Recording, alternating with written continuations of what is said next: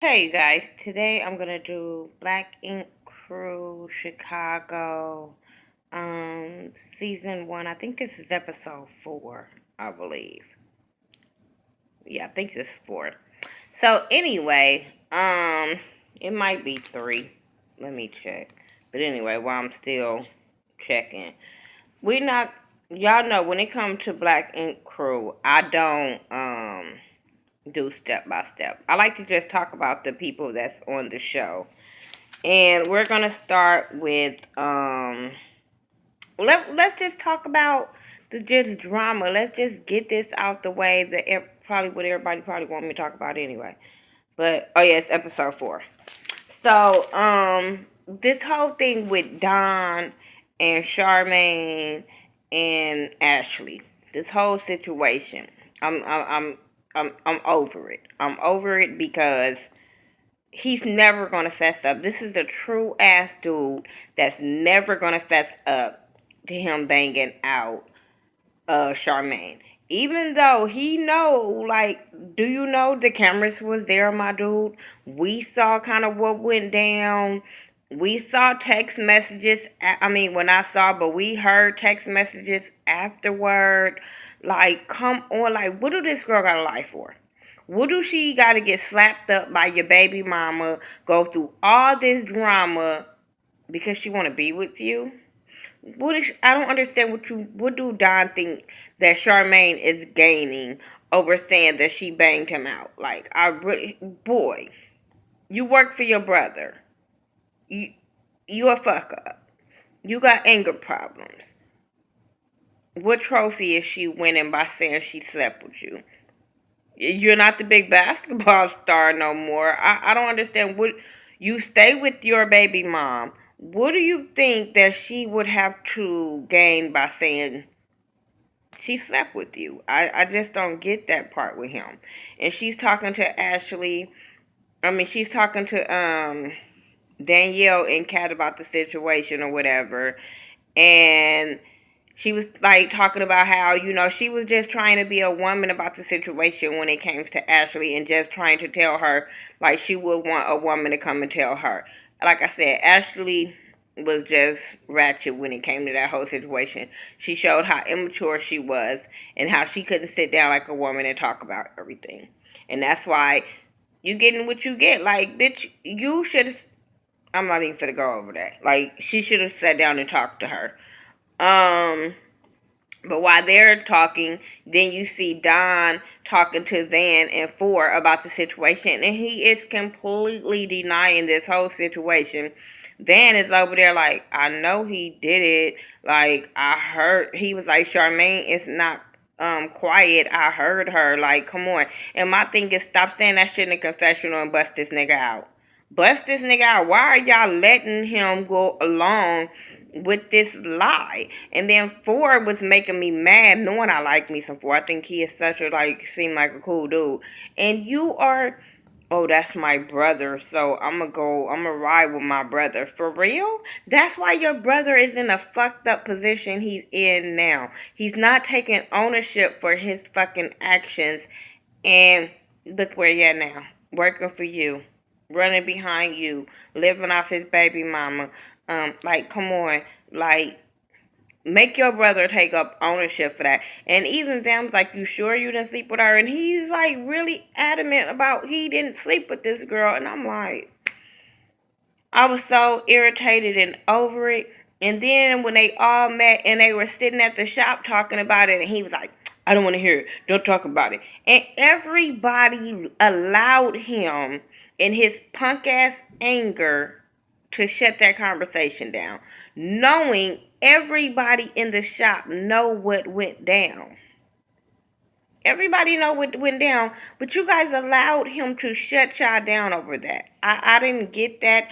I didn't. Now, the way he act with his anger problems, I do understand the why. Kat had stopped Charmaine because she was like, bitch, it ain't going nowhere. This nigga's never gonna fess up. But I wasn't here for that. I wasn't. I don't understand why these dudes don't call him out on his bullshit. Why do they allow him to continue with his lie and continue to be a fuck boy? I don't understand. to me, he makes this even though like he gives us something to talk about, he makes the shop look bad. Other than that, I think the shop is cool. I would love to get work done from them. But he is the only one on some fuck shit that I'd be like, I wouldn't deal with that shop because of him. Just because of him. And the way he talked to women, all that. I just couldn't. He ended up going to his baby mama house and she packing his stuff. I don't know if the cameras hurried up and went to her and was like, okay, we got to set up so she knew he was coming. But her ass was prepared. And she started packing all his stuff out, telling him to get out. She tired of him cheating. This is not the first time. Oh, and then he made a comment, was talking about how girls be lying or whatever. And he made a comment about even like he ain't had this since the girls in college or something lied about having sex with him. And I said, you would say that after this girl from college is the one saying you her baby daddy. I'm just saying. So anyway, he with baby mama. She's saying all this shit about him, about how he cheated. He got anger problems once again, because bitch, you know he got anger problems when she gotta say, you want me to call the police on your ass? Or either that or, well, some black girls, they think that's the only way to throw in a man's face to get him to leave. But in his instant, he got anger problems. So, bitch, yeah, you gonna leave, or I'm gonna call the police for your ass to leave, because there's no need for us to be sitting here fighting. Mm-mm. But yeah, he acted like a little punk, didn't want to leave, but then he eventually left when her ass threatened to call the police. So I was just over him. I was over him, her, and the whole situation, because I don't understand what Charmaine has to lie for. Like, he's an idiot for this. He is such an idiot for this. Um, what else I want to talk about? Ryan is in his feelings about everybody is leaving him. Everybody is getting ready to, or he thinking everybody is about to leave him. So Ryan is really, oh, let me go back. Yeah, he's in his feelings. I can go and keep on going. He is really in his feelings and feeling some kind of way. And I don't know if he don't know how to let his emotions out, but he becomes an asshole. He really, really do. That whole situation with him and Charmaine and him confronting her about not doing her job and her not focusing, or whatever. But I'd be like, I never see you go off on anybody else. But then I get where he's saying, where she was like, he doesn't go off on anybody else. But I was like, boo boo, if that's what your job is, to take the trash out, make sure the gloves are in there as a manager, then boo boo, that's what you got to do. But then I do remember her saying last time, like, she don't know what her job is as a manager, what job she's supposed to do. But I'm like, that's when y'all supposed to sit down and talk. But that trash shouldn't have looked like that. I don't know if it was when y'all first came in or have hours went past through the day, but that trash irritated me. So no, it shouldn't have looked like that. You should have took that trash out. But he always blame it on her and her and Don's drama. That's why she can't do her job. And I'm sitting there like, anything to, like I said, he's going through his own damn bullshit. So anything is gonna piss Ryan off at this moment. Um, Van end up coming into the shop and letting everybody know that what he talked to his lawyers about and how he's going to have to face jail time because he's a felon, and by the new charges, he has to do time. Kat was like, no. Everybody was like, no. Nobody wants to see him go, but they're going to support him. They're going to hold him down. They're going to be there for him, and stuff like that. And all we could do is pray for him and his safe return to his baby. That's all I could say. Um, this whole thing with Kat, um, she ended up calling Danielle to her house because she was having a nervous breakdown.